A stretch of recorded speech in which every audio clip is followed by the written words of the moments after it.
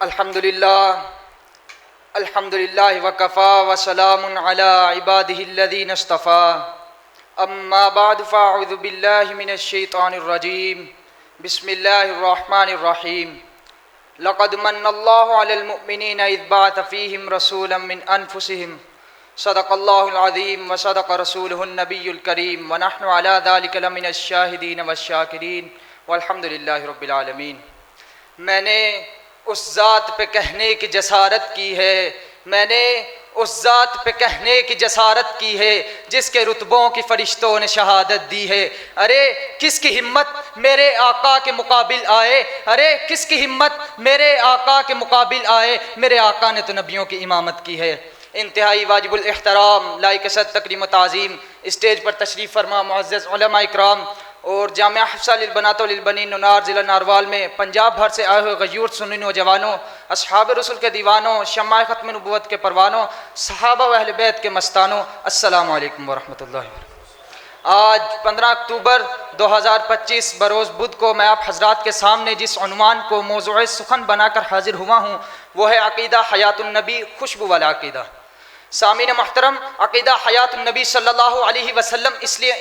اسلامی عقائد میں سے ایک اہم عقیدہ ہے۔ چونکہ یہ عقیدہ محبوب صلی اللہ علیہ وسلم کی ذات گرامی بالخصوص آپ کے پاک وجود سے متعلق ہے، اس لیے یہ عقیدہ اپنی خاص اہمیت اور تازگی کے ساتھ ہر اہل ایمان کے قلب و روح کو مشک و عنبر کی طرح خوشبودار اور معطر رکھتا ہے۔ ہمارا کامل ایمان ہے کہ تمام انبیاء اکرام بلکہ خصوصاً امام الانبیاء جناب محمد الرسول اللہ صلی اللہ علیہ وسلم اپنی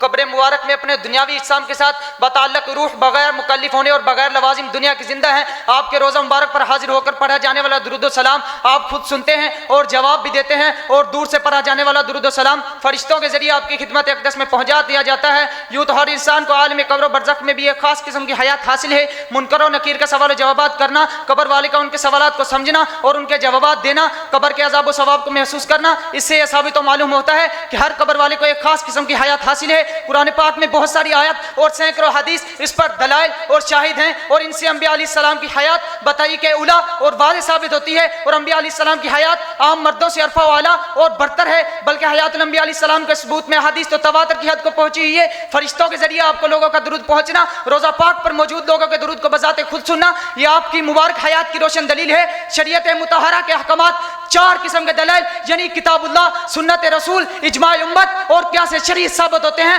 عقیدہ حیات النبی وہ روشن اور واضح عقیدہ ہے جو ان 4 قسم کے دلائل کی خوشبو کو اپنے دامن میں سمیٹ کر ہر چہر عالم کو معطر کر رہا ہے۔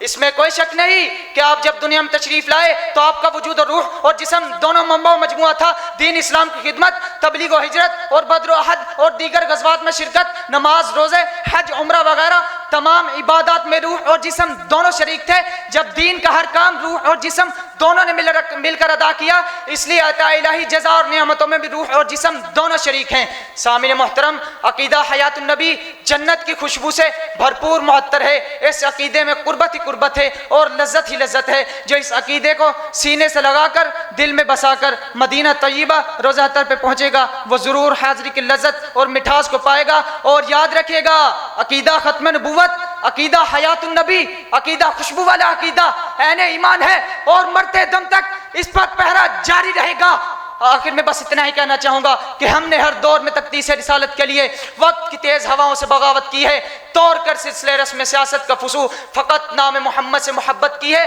علامہ اقبال نے کیا خوب کہا تھا کہ محمد سے وفا تو نے تو ہم تیرے ہیں، یہ جہاں چیز ہے کیا لوح و قلم تیرے ہیں، حیات باقی ملاقات باقی، وآخر دعوانا الحمدللہ رب العالمین۔